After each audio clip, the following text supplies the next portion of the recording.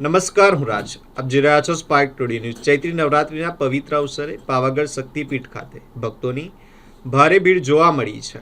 ચોથા નોરતે 1 લાખથી વધુ ભાવિક ભક્તોએ માં મહાકાળીના દર્શનનો લાભ લીધો છે.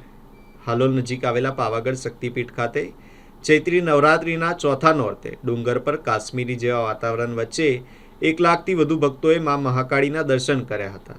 નવરાત્રિ અને રવિવારની રજાને પગલે મોટી સંખ્યામાં યાત્રાળુઓ આવે તેવી સંભાવનાને ધ્યાનમાં રાખીને મંદિર ટ્રસ્ટ દ્વારા સવારે 5 વાગ્યાથી જ મંદિરના દ્વાર ખુલ્લા મૂકવામાં આવ્યા હતા. મંદિર ટ્રસ્ટ દ્વારા ચાલતા અન્ય ક્ષેત્રમાં યાત્રાળુઓ માટે 20 રૂપિયામાં ટોકનમાં ચા નાસ્તો અને ભોજનની સુવિધા અવિરત આપવામાં આવી રહી છે.